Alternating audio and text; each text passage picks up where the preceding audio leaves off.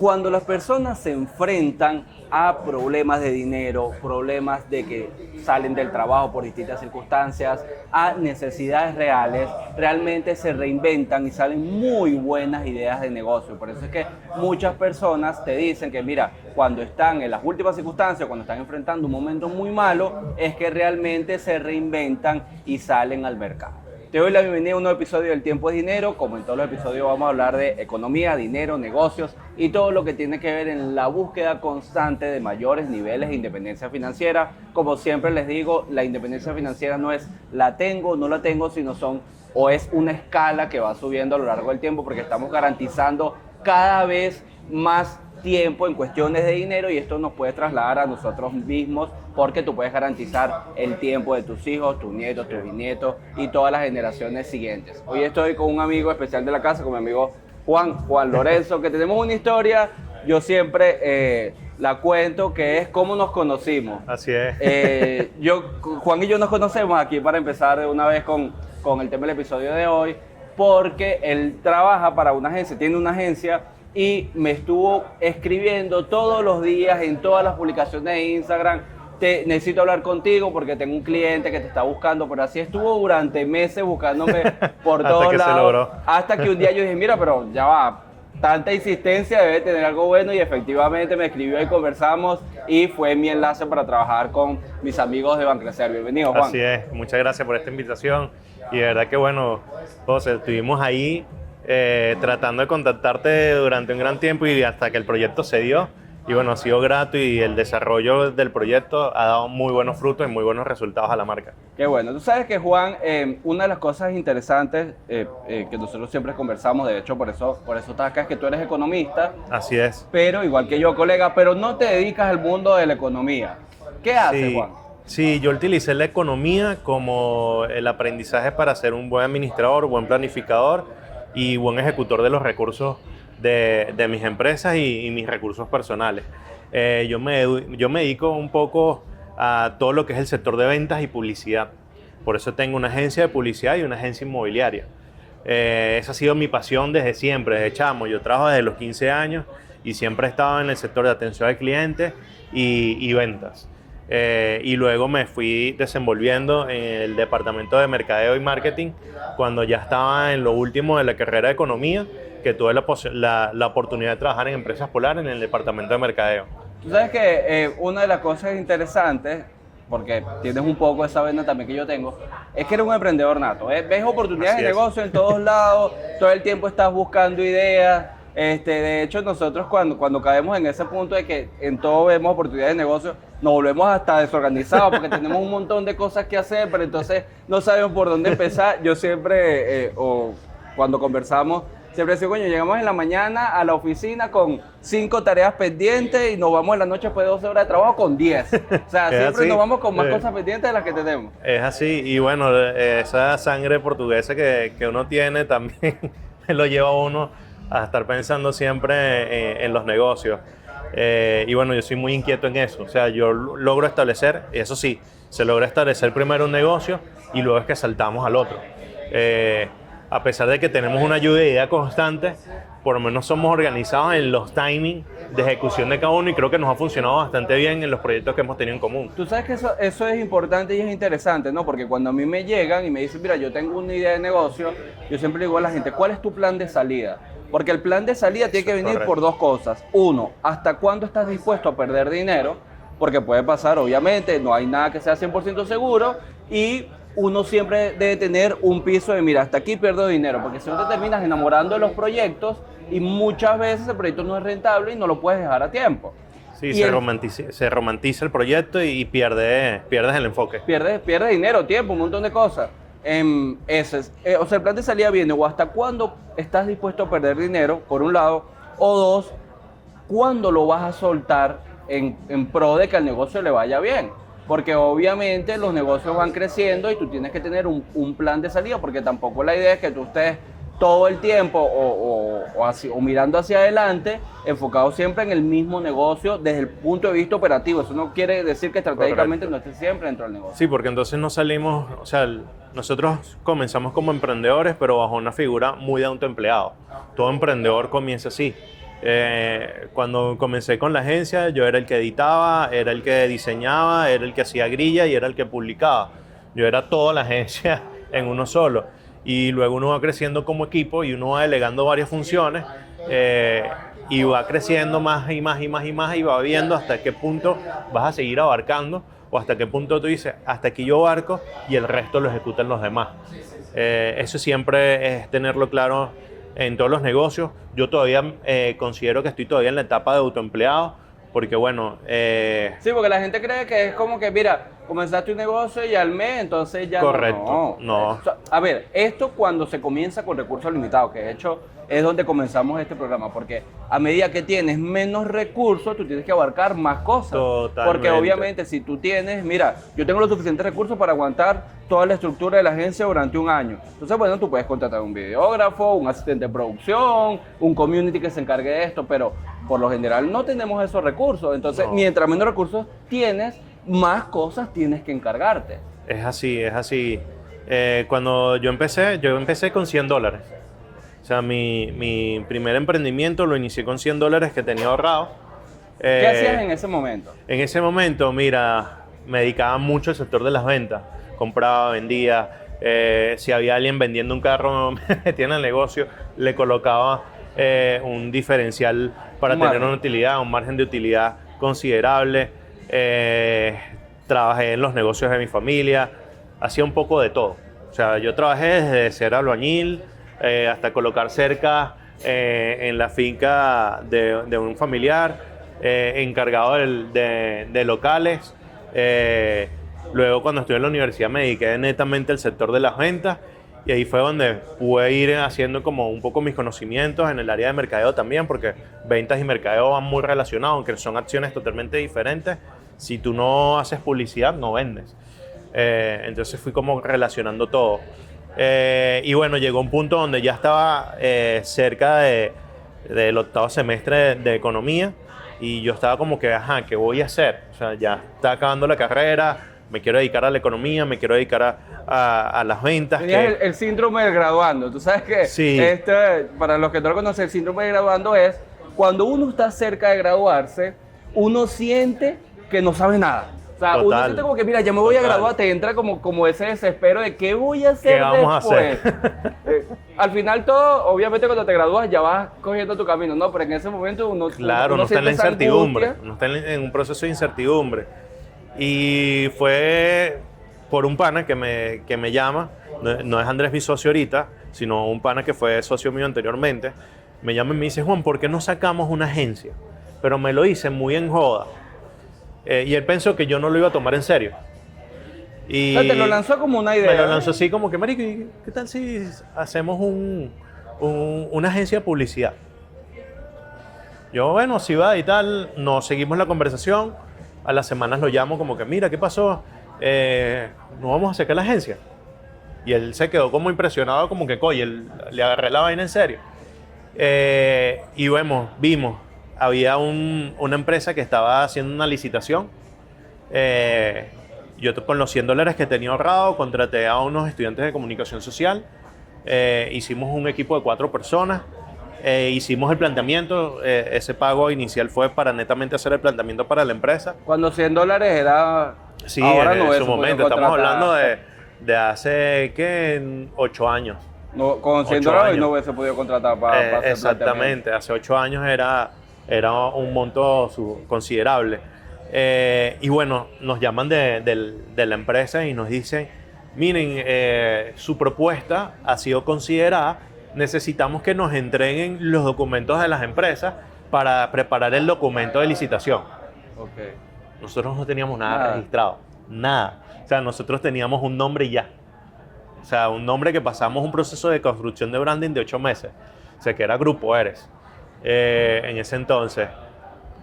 Y mira, yo tuve que pedir una reunión con el directivo de la empresa. Para explicarle que no tenía nada. Claro, le pedí una reunión y tal, ahí se la disfracé un poco como para hablar un poco de las consideraciones de la negociación. Y el carajo cuando empieza a hablar con nosotros, oye, que la propuesta nos gustó y tal, y yo le digo, sí, coño, nos encanta que le gusta la propuesta, el presupuesto está todo aprobado, pero tenemos un pequeño problema que sabemos que podemos solucionar. Ajá, ¿cuál es el problema? Mira, nosotros lo único que tenemos es un nombre, no tenemos empresa, no tenemos esto, no tenemos esto. Y el carajo se queda así como impresionado de que unos chamos que están arrancando le hicieron una tremenda propuesta sin tener nada constituido, o sea, pura apariencia. Y le digo, oye, si así vendes, quiero que vendas mi marca. ¿Cómo? Vamos, búscate un fiador. Okay. Y vamos a firmar un contrato. ¿Y cuánto necesitas tú para el registro de la empresa? Y nos pidieron un pago por adelantado, un anticipo. Para hacer el registro, cumplir con todos los papeles, registramos todo, ahí compramos equipos. Compramos equipos, computadoras, cámaras, todo. O sea, para trabajar, y contratamos a los mismos chamos, los colocamos como fijos con nosotros y arrancamos ese proyecto. O sea, tuviste ese toque de suerte que necesita el emprendedor, porque Sí. claro, él te pudo haber dicho, mira, no, pero si tú no tienes empresa, no. O sea, esto no es lo que yo estoy buscando. Sí, hay veces donde es suerte y otras veces donde yo digo que las acciones llaman. Las acciones llaman y cada una... O sea, Pasa que tú sabes que esto es algo que yo también he dicho varias veces, que mi abuelo decía que uno tiene que tener 3 cosas para lograr el éxito. La cosa número 1 es que seas bueno en lo que haces. exactamente. O sea, eso es esencial. La segunda 2, que tengas los contactos correctos. Es así. Y la tercera, él decía literalmente, que tengas un toque de leche. O sea, que tengas un toquecito de suerte. Claro, obviamente, tú puedes tener ese toque de suerte, pero puedes no ser bueno ni tener los contactos. Exactamente. Puedes tener el toque de suerte y ser bueno, pero no tener los contactos. O sea, él decía que era esa mezcla de las 3. Tú eras bueno, tenías las conexiones porque llegaste a ese proceso y además tuviste ese toquecito de suerte para que ellos realmente pudieran Sí, aceptar lo que estabas haciendo. Y eso también se construye, porque ¿qué pasa? Yo pasé muchos años de la universidad haciendo mucho networking, relacionándome.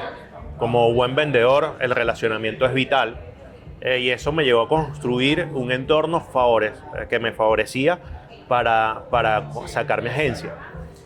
Claro, no todo fue, digamos, ese toque de buena suerte, porque todo tiene como Claro. sus subidas y sus bajadas. No, fue estar, o sea, por eso a lo que vamos, no. La buena suerte no, obviamente no lo es todo, es ese toquecito que Exactamente. te da estar en el lugar correcto, con las personas correctas, con la disposición correcta, Es para así. que el conocimiento y el networking que ya tenía lo desarrolle. Es así, es así. Y bueno, se aprovechó al máximo cada una de las conexiones y llegamos a un punto muy fructífero donde nosotros nos dedicamos a ese cliente y fuimos calando dentro del sector inmobiliario.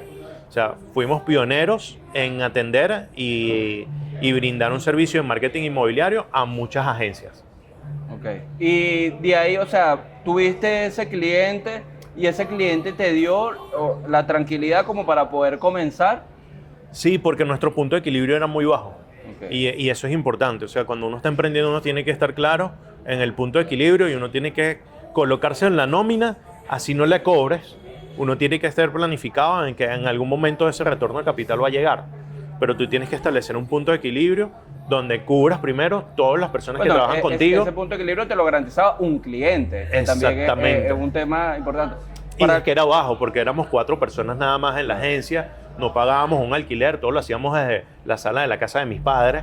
O sea, como muy emprendedor, todo comienza desde nuestro cuarto, de nuestra sala, desde la sala de la casa de un amigo, pero todo comenzamos fue en ese punto y nuestro punto de equilibrio era muy bajo. Entonces, uno tiene que adaptarse como emprendedor a su realidad. A veces uno quiere como apresurar el paso y dice, no, pero yo quiero una oficina, no, pero yo quiero esto, yo quiero esto, yo quiero esto. Pero lo importante de esto es llevar un buen timing y saber que eso no lo puedes tener en este momento, pero que próximamente lo vas a tener. Eso pasa un montón. Para las personas que no están tan asociadas con el concepto del punto de equilibrio, es el punto donde no ganas ni pierdes dinero. Correcto. ¿En qué punto realmente los ingresos que tú tienes cubren los gastos operativos y los gastos de ese negocio? Pasa mucho, yo lo he visto un montón, que es que tratando en esas ansias de crecer, se sobreestiman los costos. Y cuando vienen, no, bueno, el negocio es malo. No, no es que el negocio es malo, papá, es que no te aguanta lo que tú quieres en este momento con ese negocio. Así Entonces, hay personas que tú dices, mira, obviamente yo también quiero una oficina en la Merced que cueste $1,500, pero ¿realmente tengo el flujo para poder pagarlo? No, entonces si tú eres un emprendedor tienes que ir a adaptarte o irte adaptando a ese proceso de circunstancias que te van a ir marcando realmente cuál es el crecimiento. Pasa mucho, por ejemplo, cuando tú abres, o las personas que se dedican al comercio abren una tienda. Entonces abrieron la tienda, les va muy bien, la tienda les garantiza su flujo y su retorno, pero entonces se meten de manera apresurada a abrir una segunda tienda. Total. Entonces esa segunda tienda, primero que te baja la clientela de la primera que tienes y además porque en un país donde hay crédito escaso, donde realmente se puede o se dificulta el financiamiento, entonces terminas con la segunda tienda queriendo hacer una gracia y terminas matando a la primera Sí, y te va a hacer una totalmente. moriquera. O sea, las personas a veces se apresuran y no miden el retorno del capital o no miden incluso en las inversiones que van a hacer, porque a veces invierten a lo loco porque piensan que el negocio siempre va a ser en crecimiento y no ven los picos de caída que pueden tener. Yo hice una planificación, yo no me apresuré, yo sí estuve cobrando muy bajo los primeros meses, yo diría que hasta el año. El primer año yo estuve muy regulado en cuanto a inversión, en cuanto a utilidad, en cuanto a ganancia, porque la prioridad era el negocio. También tenemos el caso contrario, ¿no? Que es la persona, y esto también pasa un montón, tú ves, no sé, una repostera que le va muy bien, tiene un flujo de tortas de 80, 90 tortas por semana. Entonces, mira, pero ¿por qué sigues en tu casa teniendo realmente, incomodándote en tu vida diaria? Porque obviamente cuando uno comienza en su casa, no es que los costos no están, es que ya tú los tienes cubiertos. Por ejemplo, si tú agarras, no tienes que pagar un alquiler, por lo menos pasa, pero no tienes que pagar un alquiler para tu negocio, pero si tú hubieras alquilado ya pagas el alquiler. Ya tú tienes la cocina, en el caso de la repostera, ya tú tienes los utensilios. Pero si ya tú lograste una espiral de crecimiento importante, oye, inviértele al negocio, o sea, búscate un sitio independiente. Entonces, no es ni tan calvo ni con 3 pelucas, no es crecer muy rápido, pero tampoco es que no le inviertas al negocio para que el negocio vaya creciendo. Claro, y lo importante es hacer un colchón. Nosotros por lo menos logramos que los clientes extras que iban viniendo, nosotros creamos un colchón de al menos de 2 a 3 meses de nuestro punto de equilibrio. Y lo mantuvimos siempre ahí. Y después de ahí fue que empezamos a tener un retorno del capital. Pero teníamos que garantizar que el negocio, bajo cualquier circunstancia, pudiera continuar por sí sola. ¿Esto fue antes de la pandemia o...? Fue antes de la pandemia. Incluso nosotros tuvimos un punto de quiebre porque, bueno, llegaron unas regularizaciones del Estado y esta empresa en la que nosotros trabajamos tuvo que salir de Venezuela y nosotros nos quedamos sin ese cliente que era el más grande, o sea, ese era el que cubría nuestro punto de equilibrio. Y nosotros tuvimos que empezar un proceso de captación de clientes para cubrir ese punto de equilibrio y lo hicimos cómodamente y planificadamente porque teníamos 3 meses de aguante. ¿Cómo se hace? Porque tú sabes que aquí hay muchas personas que tienen ideas muy buenas. De hecho, hay alguien que siempre me escribe por Instagram, que tiene una agencia, de hecho. Me dice, mira, José Gabriel, me muestra el trabajo, me dice, mi trabajo es muy bueno, pero no consigo clientes. O sea, no sé si es que la gente no está dispuesta a pagar lo que yo cobro, no cobra caro, pero no tiene como esa capacidad de vender, que al final como tenemos. No, ¿cómo hiciste o cómo hace? Pues, mira, yo necesito salir a buscar más clientes. ¿Cómo fue ese proceso en ese momento y cómo lo es ahora? Mira, nosotros ubicamos un nicho de mercado que necesitaba atención en el tema de publicidad. Y creo que la estrategia en comercialización tiene que estar bien clara para cualquier emprendedor. ¿Cuál fue ese nicho? El sector inmobiliario. O sea, nosotros cuando arrancamos en el sector inmobiliario vimos una necesidad súper puntual.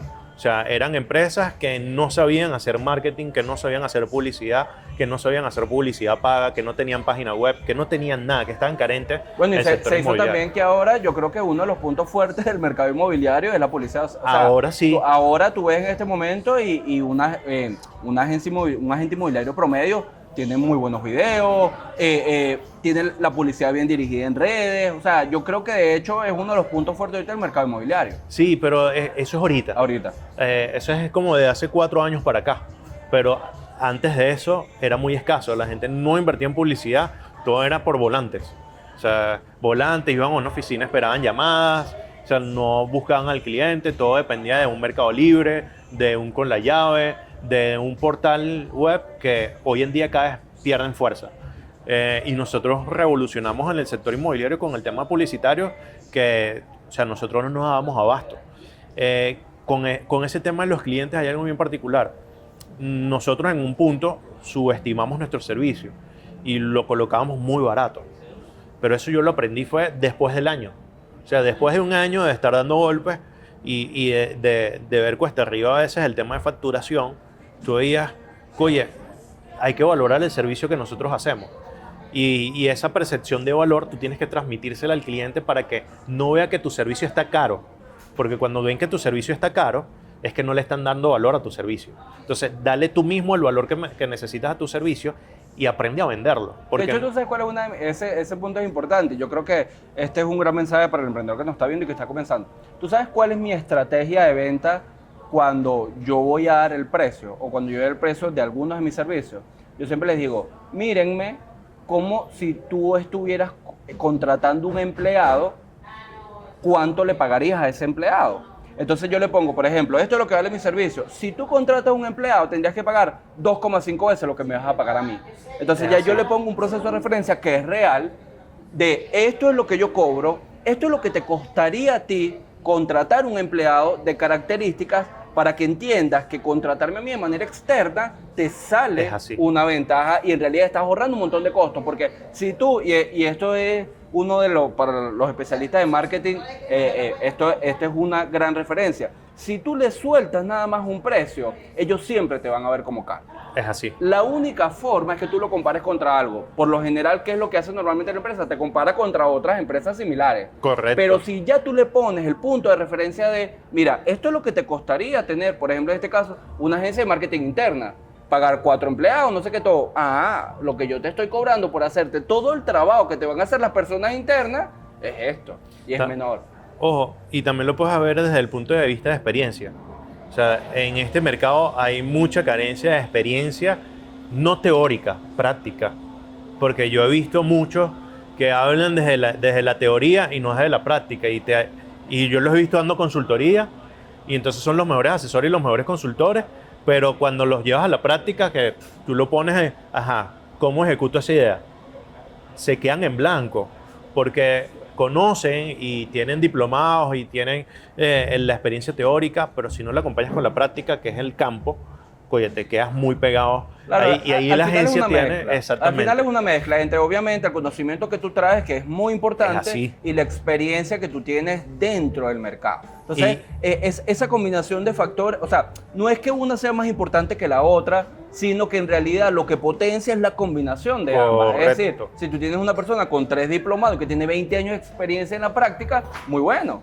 Pero si tú tienes una persona que tiene recién graduada y 0 tiempo de experiencia, yo siempre le explico esto a la gente. Si tú vas a estudiar en la universidad, tú vas a estudiar un diplomado, lo que sea, métete en una empresa de pasante a ganar 0 o a ganar cualquier cosa. Porque es la forma en la que tú entiendas realmente cómo funciona eso dentro del mercado laboral. Yo pasé un año siendo pasante de empresa escolar y estaba aprendiendo. Esa fue otra universidad para mí. Eso fue la mejor pasantía que pude haber tenido.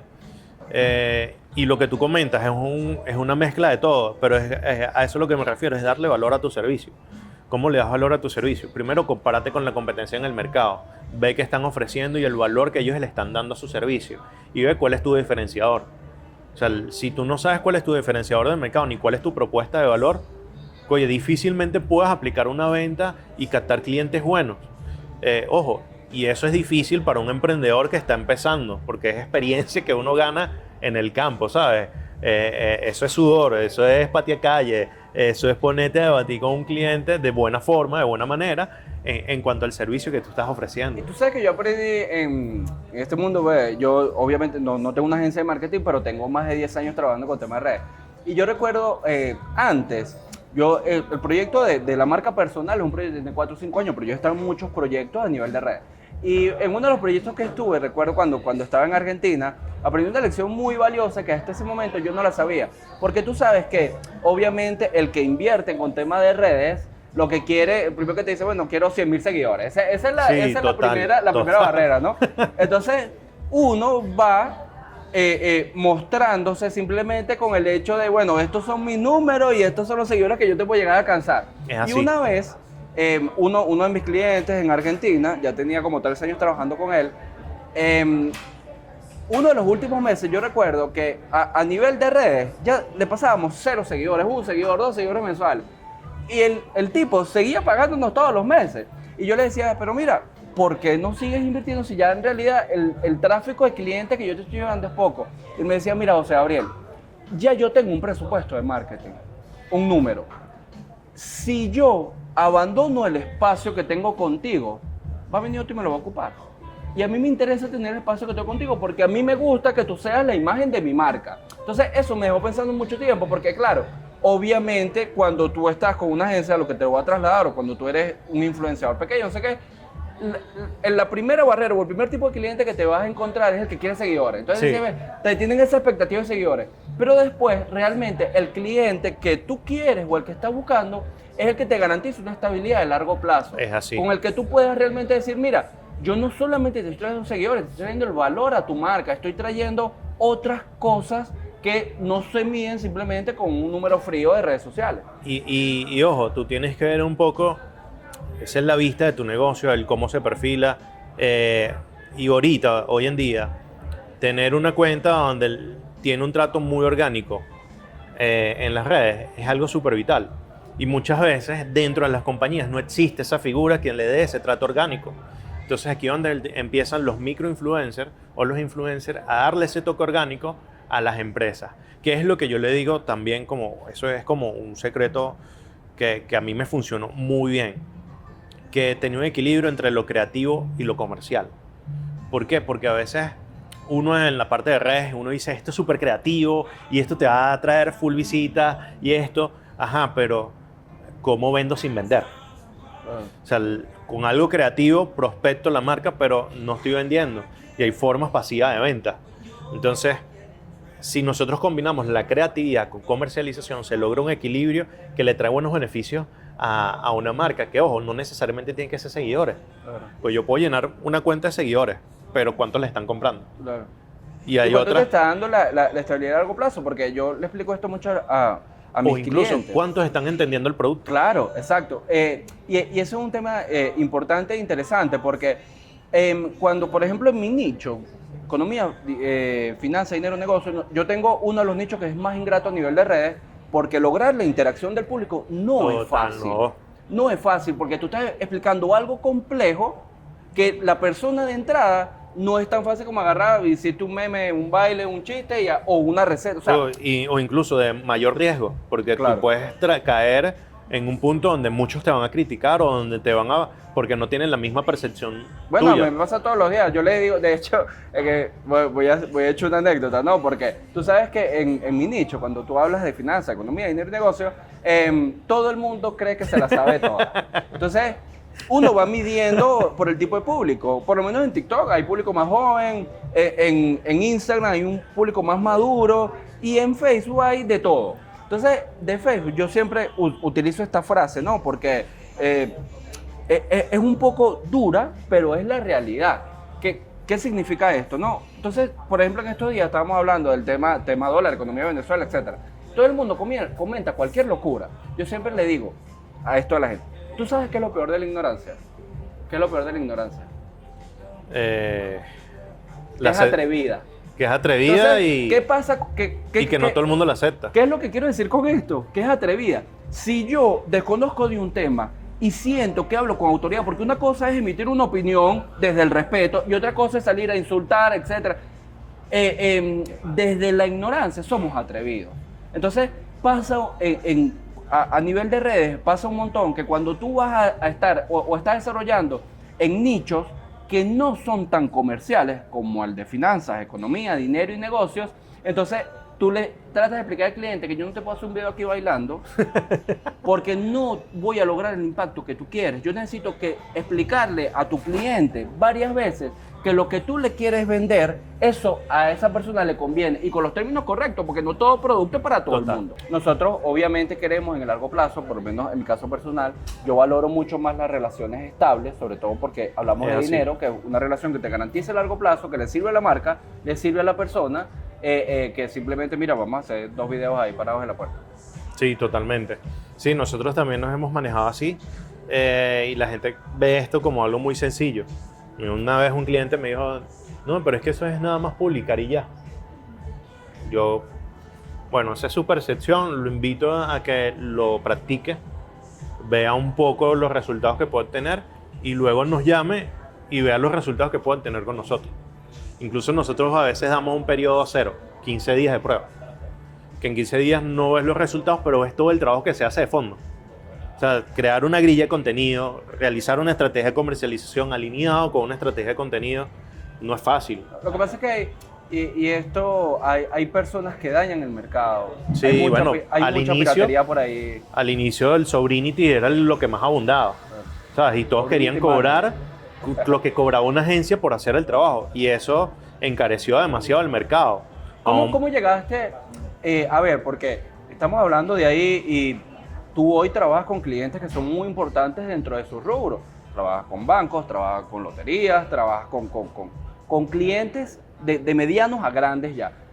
¿Cómo fue ese proceso para escalar hasta ese punto de decir, mira, ¿cómo le llegaste? Porque tú sabes que pasa mucho, y esto también, por eso el valor de ambas cosas, tanto del marketing como de las ventas, porque hay gente muy buena del otro lado que no se sabe vender.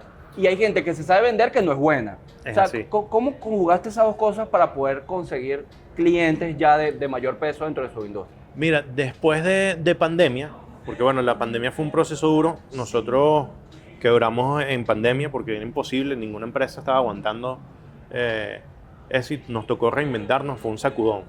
Fue un sacudón en el sentido de que me tuve que buscar la forma de asumir el reto y de evolucionar, porque tú lo comentabas al inicio, o sea, las personas cuando se enfrentan a una situación cambian rotundamente. Y nosotros en pandemia nos tuvimos que reinventar completamente después de la pandemia. Comencé con el sector inmobiliario, siendo director de una oficina. Volví, fíjate, a la figura de empleado, o sea, tuve que volver a la figura de empleado y poco a poco tenía dos trabajos. O sea, empleado como director de inmobiliaria, mientras iba haciendo un trabajo de hormiguita de fondo para reinventarme con una marca nueva, que ahí es donde sale Innovate. Innovate lo reinvento completamente con el mismo concepto que tenía antes de casa de marca, donde ofrecía varios servicios, pero me volví mucho más atrevido. Porque hay algo que la pandemia me quitó a mí y fue el miedo. Antes yo era muy temeroso en hablarle a un cliente y decirle, no, mira, mi servicio vale tanto. Como un emprendedor autoempleado, uno estaba como en ese punto. Y ya luego del sacudón, donde me di cuenta que los clientes que tenía tampoco aguantaron la pandemia, yo dije, oye, yo tengo que buscar de generar un plus en mi servicio, tengo que cobrar bien mi servicio. ¿Por qué? Porque la roncha que pasé antes no la vuelvo a vivir nunca. O sea, yo estaba en un estado de confort y luego tuve que pasar por un proceso duro donde incluso tuve que ir a psicólogo y todo porque proceso de depresión fuerte. Y como empleado, lo que te generaba te alcanzaba para vivir. Sí, bueno, sí me alcanzaba. Tú sabes que esa es una ventaja. Yo le digo, yo comencé igual. Yo cuando le explico a la gente que yo renuncié a un trabajo que me iba bien, me pagaban bien. De hecho, yo no sé si esto lo hemos hablado, perdón que te interrumpa, pero es para complementar tu historia. Cuando yo renuncié en Argentina, el último empleo, yo trabajé en el departamento de finanzas de una empresa grande, fue muy difícil explicarle a mi jefe que me estaba yendo para yo trabajar por mi cuenta. Porque ¿qué pasaba? Yo tenía varias novias eran varias empresas que me estaban rondando. Cuando yo se lo planteé a mi jefe lo que me preguntó es ¿con quién te vas a ir? ¿Con quién de los que te han hecho propuestas? Yo le dije, mira, no jefe, ya yo durante todo este tiempo que yo tenía mi zona de confort, ya yo ganaba suficiente dinero para vivir tranquilo, yo estaba desarrollando negocios. He hecho esto, y ya esos negocios tienen la proyección para yo poder vivir de manera tranquila, incluso ganando menos de lo que yo gano acá. Sí, bueno, parte de mi proceso me enseñó a delegar muchísimo más, porque como estaba de lleno en un trabajo desde las 8 de la mañana hasta las 5 de la tarde, todo mi proceso lo tenía que delegar contundentemente. Entonces, como tenía que pagarle a una persona que estuviera más especializada ahí, mi retorno se redujo muchísimo, se bajó muchísimo. Pero yo fui construyendo una cartera. Después que construí una cartera, las personas que tenía trabajando de manera como por servicios profesionales, prescindí del servicio con ellos y armé mi propio equipo de trabajo, donde todos eran colaboradores míos, pero subí mi margen de ganancia. Y así fue escalando Y bueno, después la sociedad con Andrés, que fue el único con el que hice una sociedad de esa parte de servicios profesionales. Él era uno de los que trabajaba conmigo por servicios profesionales y nos dividíamos la torta, a un punto de que seguimos siendo socios, porque el trabajo, o sea, uno en el sector de emprendimiento tiene que tener buenos aliados y buenos socios. ¿Por qué? Porque si tú te buscas, todos queremos el sueño de un inversionista capitalista. Pero lo que no entiende un inversionista capitalista es que si el inversionista capitalista no va a estar metido en el negocio, se vuelve un patrono. Porque tú le tienes que rendir cuentas, tú le tienes que pasar las utilidades, tú eres el que estás metido el 100% en el negocio.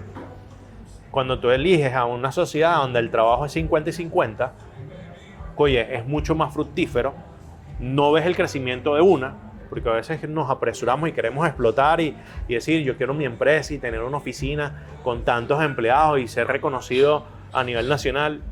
Ese es un objetivo que uno tiene que tener a largo plazo. Ambas son necesarias. A ver, exactamente. Los socios capitalistas son importantes en algunos puntos y obviamente dependiendo del tipo de negocio. Porque sí, cuando, por ejemplo, en el caso de los servicios, yo también soy partidario de que un socio de trabajo es en el corto plazo más fructífero que a lo mejor alguien que te venga y te ponga la plata. Porque además te genera el contrapeso, no solamente del trabajo, sino también de las ideas. Yo siempre he sido partidario cuando la gente dice, no, que yo no quiero socio. Mira, si tú realmente quieres hacer cosas importantes, no las puedes hacer solo. Eso sí. O sea, tú necesitas gente que te acompañe en tu proceso de crecimiento, porque si no, los errores que uno tiene no los ve, nadie te los dice. Es así. Y terminas estancado simplemente con tu propia visión. Y lo que pasa es que en el área de servicios, cuando uno habla de inversionista capitalista, ellos no ven el mismo resultado que uno está viendo porque lo vive y lo trabaja. A veces ellos son muy... resultadistas. Sí, es como que no, pero es que eso no resulta mucho. O sea, yo no le voy a invertir en eso. Y a mí me pasó muchísimo. O sea, y hablo de ese punto de experiencia. Gente que pensaba que invirtiendo una cantidad podía ir rápido en el proceso. Y yo le dije, no, en la parte de servicios tienes que crear cartera. Y para crear cartera tiene que ser una inversión sustancial. Si no estás dispuesto a una inversión sustancial, tienes que ir a una curva muy lenta. Claro. O sea, yo sí elegí el camino difícil, me fui por la curva muy lenta, pero hoy en día estoy tranquilo. O sea, hoy en día digo, tengo una oficina en Las Mercedes, tengo una oficina en Los Palos Grandes, me va bien, tengo muy buenos clientes, tanto nacionales como internacionales, pero es eso, es un trabajo de hormiguita.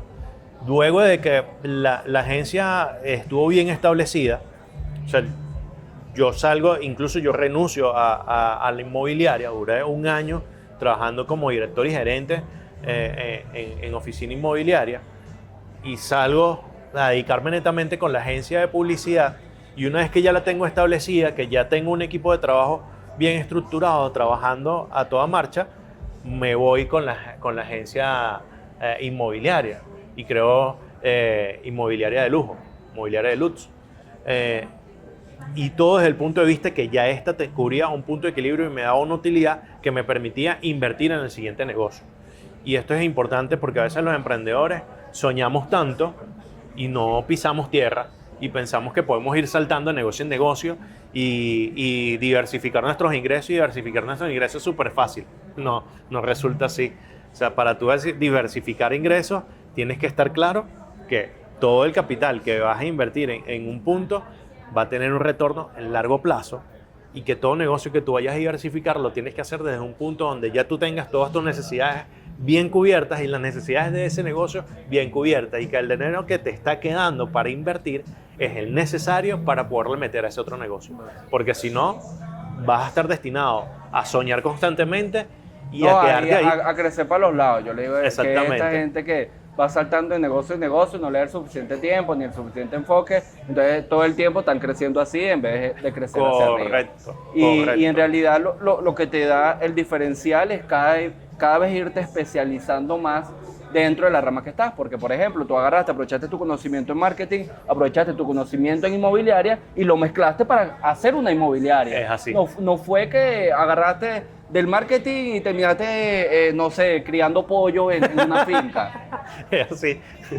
Tú sabes que ese tema inmobiliario es interesante porque nosotros hemos visto cómo ha crecido mucho el sector a nivel de agentes y asesores en los últimos años. Sí. Porque las barreras de entrada se han vuelto bastante bajas. Nosotros en Venezuela no tenemos una gran regulación, no tenemos algo que realmente, por ejemplo, yo siempre hablaba de esto en Argentina. En Argentina, ser un asesor inmobiliario es una profesión, se llama martillero. Y tú para poder ser un martillero necesitas estudiar más de 3 años en la universidad. Y tienes que graduarte. Nosotros en Venezuela no tenemos eso. Entonces, las barreras de entrada se volvieron muy bajas. Y lo que no me gusta de que las barreras se hayan vuelto tan bajas es que nos encontramos con muchos asesores que son simplemente marketineros. Totalmente. Entonces, es gente que hace videos muy buenos, pero cuando realmente vas a la sustancia, nosotros en Venezuela tenemos demasiados cangrejos inmobiliarios. Entonces, tú ves un inmueble que tiene 50 de gravamen, no lo han pasado de titularidad, el monto que tienen hacen cheques de gerencia para agarrar. O sea, hay muchos cangrejos en Venezuela. No, y la atención al cliente es súper pésima. Entonces, claro, sí, obviamente el marketing es bueno y tiene que ser muy bueno, pero el conocimiento del asesor también tiene que ser. Totalmente, totalmente. Lo que pasa es que se ha hecho muy flexible y te explico por qué.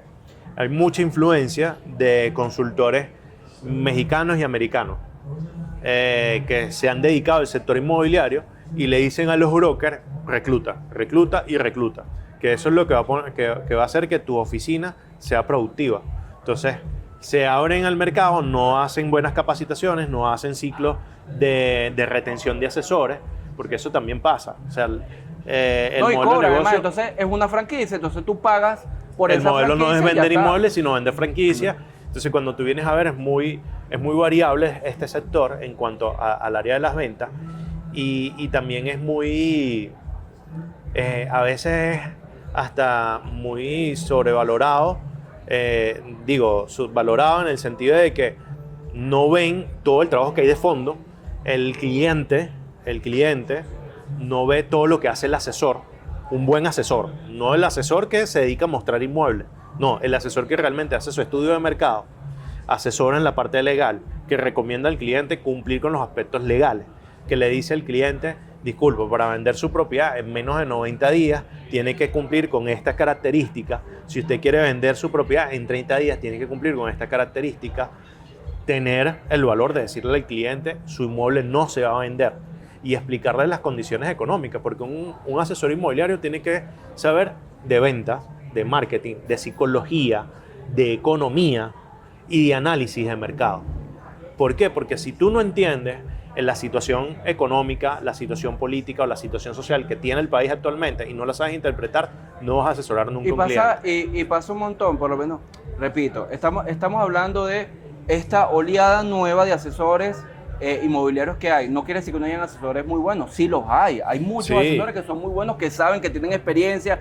Ojo, no solamente de los viejos, sino también de los buenos. Hay muchos que son muy buenos. Y ahorita hay una moda, disculpa que te interrumpa, pero hay una moda de agarrar animadores de televisión o periodistas y meterlos en el sector de ventas y todos los carajos hablando de que no, el valor del metro cuadrado es de tanto y el descenso en el mercado es del 30% y los carajos no saben de qué están hablando ni cuál es realmente... Una buena voz y una buena imagen. Exactamente, entonces como saben proyectarse, tienen una voz y es lo que hablamos a veces de hablar desde la ignorancia. Entonces, coño, ok, bien, hablan desde un punto de muy seguridad porque un comunicador obviamente siempre te va a transmitir la seguridad, pero no te está hablando desde la parte de la sustancia. Yo creo que nosotros, además, voy a plantear esto desde este punto de vista, ¿no? Porque yo mucho de mi contenido lo he dirigido hacia el sector inmobiliario porque tengo conocimiento, para los que no saben, y la mayoría de la gente lo sabe, mi papá se dedicó casi 20 años al sector inmobiliario y es una persona muy reconocida dentro del mundo desde el punto de vista de la experiencia y del conocimiento. Entonces, no es que en mi caso, por lo menos en mi caso personal, no es que a mí me caigan mal los asesores inmobiliarios ni nada, sino Exacto. que yo considero que realmente hay muchos que están por allí asesorando con temas de inmuebles que no saben de inmuebles. Entonces, claro, repito, el marketing es importante y es bonito, pero tú tienes que saber de lo que tú estás hablando y tú tienes que especializarte en eso que tú estás desarrollando. Y eso es algo fundamental. Ojo, no solamente asesor inmobiliario, abogados, contadores, economistas, todo el que se dedique al ejercicio profesional tiene que saber de lo que está hablando Correcto. antes de hacerlo, porque si no caemos en el punto de la ignorancia, y la ignorancia, como te lo dije hace ratico, es atrevido. Y asesorar mal. Y asesorar mal, entonces al final se lo traslada al cliente. Claro, entonces mucho, porque pasa un montón. Entonces el cliente terminó vendiendo su inmueble, pero lo hizo mal y lo va a ver después el comprador cuando lo vaya a vender. Es que nosotros acá tenemos un tema de que son cierres traumáticos. Cuando hablamos de cierre traumático es cuando el proceso fue totalmente un desastre. Y ojo, hay veces donde el desastre no viene por parte de la inmobiliaria, es porque a veces el cliente no toma consejo. Pero una cosa es que el cliente no tome consejo y otra cosa es que tú asesores mal. Y pasa mucho. Hay asesores que no están asesorando bien a sus clientes, no lo están orientando y no le están hablando con sinceridad. Hoy en día yo me reúno con top producer de RE/MAX, con top producer de Renta House, con distintos brokers de inmobiliaria y hemos conocido casos donde uno se queda loco de lo que ve. O sea, y hay clientes obviamente que también hacen unas locuras. O sea, hay clientes, a mí me pasó una vez, hicimos la venta de un inmueble y el comprador se gastó los reales con el que iba a pagar el inmueble. Y después decía, no, mira, me echo para atrás en la negociación, no continúo, quiero que me devuelvan la reserva. Ya va, disculpo, pero ¿cuáles son las penalidades, las causalidades en las que está la negociación por la cual tú desistes de ella? No, es que ya me gasté los reales.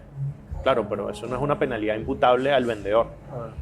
Ya hay un tiempo que le hiciste perder al vendedor, el vendedor incurrió en unos costos adicionales para la venta. ¿Por qué? Porque el vendedor tiene que pagar impuestos, tiene que pagarle a abogados, hacer transacciones. Tiene que pagar gasolina, tiene que pagar estacionamiento. El tiempo que invirtió, propuestas que rechazó por respetar la negociación contigo. Hay una penalidad, hay una indemnización al vendedor. Que lo mismo pasaría en dado caso de que el vendedor se echara para atrás porque tiene una mejor oferta. No. Tiene que haber una compensación a alguna de las partes. Incluso a los corredores tienen que respetarle también su trabajo, porque al final nuestro trabajo no es solo conectar clientes con compradores, o sea, propietarios con compradores. No es solo la comercialización, es el asesoramiento, corremos riesgos. Porque... Mira, yo pienso que... Y parto de una frase que es que el que avisa no traiciona. Es así. ¿Qué significa esto? Que el asesor, a ver, el cliente puede cometer un montón de locuras, pero tu deber es decirlo. Además que, como digo una cosa, digo la otra. Las personas cuando van a alquilar o cuando tienen que pagar su 5% de comisión. Y ese 5% de comisión, el usuario dice, no, pero que es muy caro. No, papá, tú te están poniendo tu mueble en el mercado y te están llegando a un comprador donde tú solo no vas a llegar. Y probablemente si llegue no vaya a poder hacer todos los pasos correctos para que el inmueble se venda de la mejor manera posible. Entonces, en realidad, cuando es un dinero que se está ganando tanto la inmobiliaria como el asesor, que es muy bien ganado porque hace demasiadas cosas detrás, que no es simplemente que agarraste, mostraste el apartamento y ya está. Así es. Mira, hay algo que los propietarios a veces no miden, que es el costo financiero de mantener una propiedad en el mercado, la cual no estás utilizando. Y no lo están midiendo. Hay muchos propietarios que no están sacando cuentas de cuánto le está costando mantener el condominio, hacerle arreglos al apartamento, la limpieza del apartamento. Lo tuviste un año, bueno, tienes que considerar cuánto te costó. Exactamente. Entonces, cuando tú vienes a ver, no aceptar una oferta que está por debajo de lo que tú aspiras, que son $2,000, que son $1,000 de diferencia, tú ponte a ver cuánto te cuesta mantener el inmueble en el mercado. Y no lo están midiendo. Y eso es algo que tampoco los asesores le hacen, esas recomendaciones a sus clientes, y eso es un error fatal. O sea, tienen que asesorar bien a sus clientes y a veces no es acéptame la oferta porque es lo mejor que vas a conseguir en el mercado. Es acéptame la oferta. ¿Por qué? Porque hay unas consideraciones, en el mercado se está cerrando en tanto, no vas a conseguir una mejor oferta y el costo financiero de seguir manteniendo tu propiedad en el mercado fuera del precio es este. Por lo menos en estos días pasó de manera recién que conocí un caso de una persona que estaba vendiendo una casa, una buena ubicación, pero la casa estaba abandonada, o sea, tenía mucho tiempo abandonada. Y lo que la persona aspiraba de eso, mire, el asesor inmobiliario, muy buen asesor inmobiliario, le dijo, mira, lo que tú quieres no lo vas a lograr. Esto es lo que se está pagando en el mercado, pero tú no puedes llegar a esto porque tu casa está en estas condiciones. Entonces, le hizo una propuesta de ¿cuánto debería recibir por eso? La persona dijo, no, bueno, un poquito más. Se fueron a ese poquito más, en ese poquito más estuvo un par de meses de propiedad, se mostró, pero no se concretó porque tú veías la propiedad y la propiedad estaba muy bonita por fuera, pero cuando entraba decía, mira, esto hay que arreglarle esto y esto. Entonces, al final se cerró más o menos un baremo de lo que le había dicho el asesor inmobiliario, un asesor inmobiliario muy bueno. Y cuando se cerró, yo dije, mira, yo pensaba que la propiedad iba a estar fría por más de un año, por lo que estaba esperando la persona y por las circunstancias. Y dije, mira, esto es un buen asesor inmobiliario. Claro. El asesor inmobiliario le dijo el precio al que iba a cerrar, que fue más o menos por el precio que cerró, y la vendieron en 3 meses. Proceso de 3 meses. Entonces el asesor puso sus papeles en línea, le sugirió el precio, mostró la propiedad, después mostró la propiedad, le concretó en el precio. Es así. Entonces, ¿qué es lo que queremos decir en medio de esto? Que el asesor, mira, esta persona de la que te estoy haciendo referencia, el asesor, sabe mucho de marketing, hace videos muy bonitos y hace contenido en redes, pero además de eso es un buen asesor inmobiliario. Es así. Y un asesor inmobiliario sabe cómo sacar a su cliente de dejar de darle el valor emocional a su inmueble. Y eso es un trabajo psicológico que hay que hacer fuertemente con los propietarios, porque a veces le dan un valor emocional que nosotros no percibimos porque nosotros estamos de la racionalidad, pero ellos están desde la emocionalidad. Los inmuebles, los carros, dígame las casas de playa, chamo. Sí. Las casas de playa que tú dices, mira, no, bueno, pero es que aquí estuvieron mis hijos y aquí pasaron toda la vida. O las casas de abuela. Esa casa de abuela, no, que aquí toda la familia estuvo, pero señor, usted no puede mantener ese condominio. Exactamente. Vende esa propiedad, cómprese uno más barato y con la diferencia puede vivir un tiempo. ¿Para qué va a tener una propiedad de 180 metros cuadrados? No sé, en el cafetal, de 4 habitaciones. viven solo con los hijos. No, porque ellos vienen de visita, señora, pero bueno, está bien, yo lo entiendo, pero la realidad es que le cuesta muy caro mantenerlo. Usted ya es una persona mayor y esto le está costando esfuerzo físico, entonces puede aprovechar su dinero de la mejor manera posible. Pero bueno, ese es un trabajo que yo creo que es de larga data y que lo estamos dando desde el punto de vista correcto. ¿Cuál es el punto de vista correcto? Mira, necesitamos asesores inmobiliarios fuertes, con conocimientos, que sepan de lo que están hablando, bien que asesoren bien a sus clientes y que además hagan buenos videos y sepan de marketing. Así es. Todo es un complemento en el medio. Así es. Y que le inviertan a su marca personal. Tienen que crear marca personal. Pero eso pasa con todos los profesionales hoy en día. El diferencial es, por eso partía de esto. Yo he conocido cantidad de personas estos últimos meses que tú te dices, mire, ¿qué libro abierto es esta persona? ¿Cuánto conoce? Y al final no tiene muchos clientes porque no se sabe vender. Y nosotros una de las habilidades de alto valor que tenemos que aprender siempre es aprender a vender, porque nosotros estamos todo el tiempo vendiéndonos. Es así. Amigo mío, para cerrar, una pregunta aquí que yo siempre le hago a todos mis invitados, obviamente agradecido por venir. Para ti el tiempo es dinero. Mira, para mí es el recurso más valioso que no se puede recuperar. Y eso lo aprendí a medida que iba ganando más experiencia en el área laboral y en el área de las relaciones. Hay tiempo que no se recupera y para mí el tiempo es dinero, es vida, es todo.